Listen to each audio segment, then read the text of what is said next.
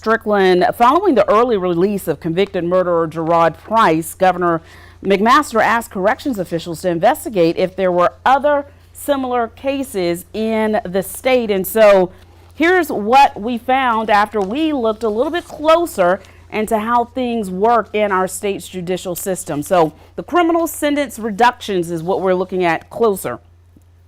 Prison records show that 27 South Carolina inmates given reduced sentences during the beginning of last year. That includes 3 inmates who were convicted of murder, including Price. One of the other incidents involved a man in Beaufort County whose life sentence was changed to 50 years in prison. Now, another case involved a man who served 25 years after being sentenced at the age of 17. Prosecutors felt that he had been sufficiently punished since he had spent that much time behind bars, and they even argued that the case likely would not have been prosecuted as a murder if it took place now. Other crimes included were armed robbery, felony DUI, and kidnapping. And tonight we're taking a closer look into criminal sentence reductions, what they are and how they work. Rachel Ripp joins us in studio to tell us more. A criminal sentence reduction is the process of a judge ultimately deciding a lessened penalty for a crime after sentencing based on new information that's come to light. There are several reasons a judge could consider releasing an inmate early, including routine requests to reduce sentences, correcting errors in sentencing, and health concerns. One such reason is found in South Carolina Code 1725-65. It allows prosecutors to seek a reduction in a defendant's sentence if they've provided substantial assistance to the state.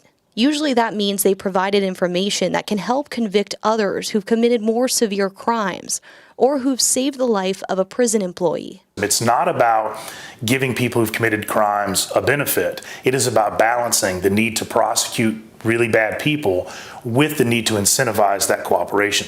Derek Shoemake is a current criminal defense attorney and former federal prosecutor. He says there's a Victims' Right Act, which says that victims of crime or their families have to be notified of hearings for sentence reductions. The Department of Corrections recently gave Governor McMaster a report on how many sentence reductions have been done since the start of last year.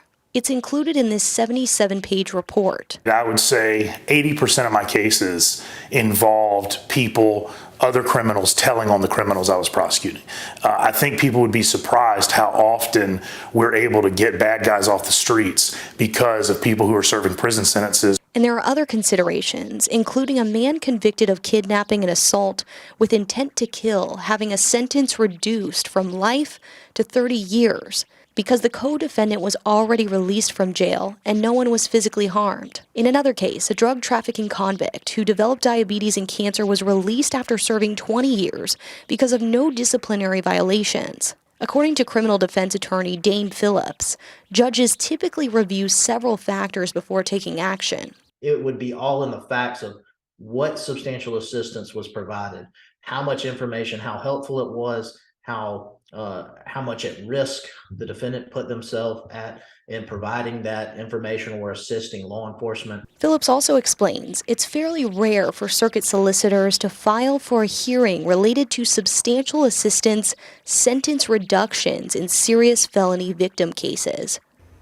As for what's next in the talk of the case of Gerard Price and other cases related to criminal sentence reduction, these lawyers say there will likely be a larger picture conversation and decision by a higher court about whether or not early release should be allowed below the mandatory sentence served minimum. Reporting in studio, Rachel Ripp, News 19, WLTX.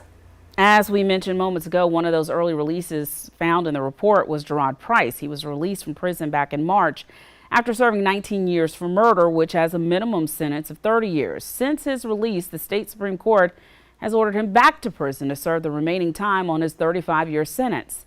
Price was convicted of murder in 2002. The reward for his arrest is now at $30,000. If you know where he can be found, you can call Crime Stoppers anonymously at 1-888-CRIME-SC.